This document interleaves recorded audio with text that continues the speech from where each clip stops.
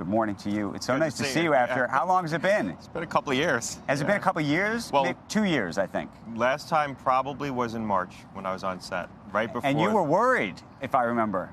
I was doing my own makeup. You were? I was very nervous. You knew? Yes. Okay, so here's a question. We're here at this conference. This is the first time that an in real life person conference has been taking place at this magnitude. I think there's more than 2,500 people here. They're all, they asked for vaccination cards. Some are masked, some are not. I think there's a lot of business people who are trying to sort of make sense of how they're supposed to go about their life. Are they supposed to attend these events? When they do, how are they supposed to do it?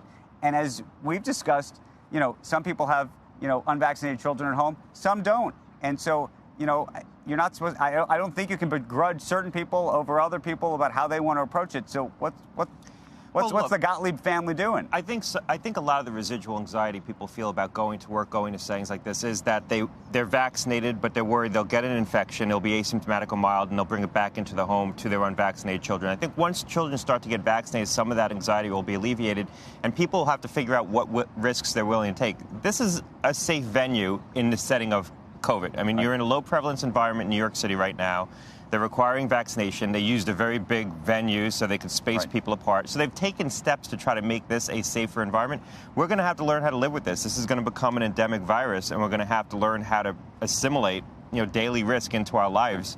But once more people are vaccinated, I think that there's going to be an added level of comfort around professional activities like this. Okay, so let's talk about there's going to be the booster shot, which may add to certain people's comfort. And then there's kids. There's a Financial Times report out suggesting that Pfizer actually, in terms of children now, I think 2 to 5, there may be some new data coming in November. Right.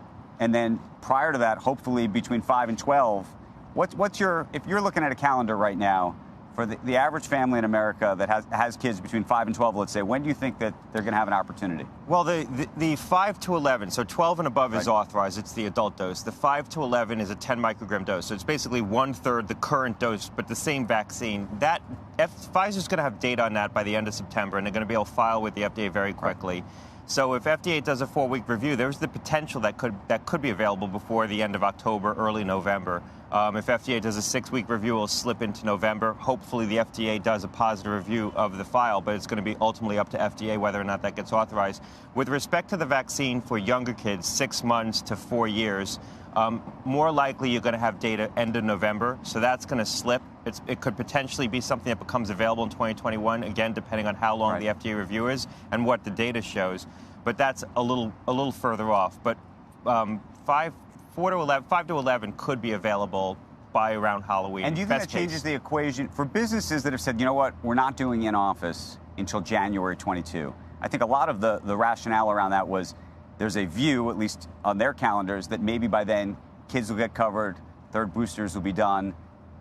Does that timeline make sense to you? I think it's part of it. I think there's also a lot of uncertainty about what this Delta wave is going to look like. I believe this is the last big wave of infection, and then we're going to have to deal with coronavirus as a more endemic virus. And it's not going to be sort of a clear line demarcating those two states between pandemic and endemic.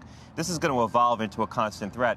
And I think a lot of businesses don't know what that Delta wave is going to look like here in the Northeast. Is it going to be brisk? Is it going to be prolonged? I think we're going to have a sharp wave at some point. It's going to pick up this month into next month. On the back end of that, prevalence is going to decline, maybe 20 cases per 100,000 people per day.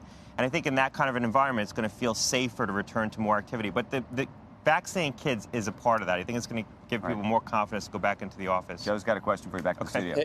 Hey, Scott, I'll start with something maybe positive and then maybe something worrisome. But if you add natural immunity, and we've had this discussion a lot about what's better, but let's not even get into that. But just if we add natural immunity to vaccinated totals, what do you estimate it is right now in the country?